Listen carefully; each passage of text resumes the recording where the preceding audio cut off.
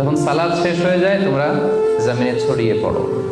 নামাজ শেষে বসে থাকার কথা বলা হয়, ছড়িয়ে পড়ো। শিক্ষক যাবে স্কুলে, কৃষক যাবে মাঠে, রাজনীতিবিদ যাবে সংসদ ভবনে, ব্যবসায়ীরা যাবে মার্কেট প্লেসে, যাদের যেখানে কাজ ওখানে। আবার আজান হবে, আবার ফিরে আসবে, আবার নামাজ শেষ, আবার কাজে চলে যাবে।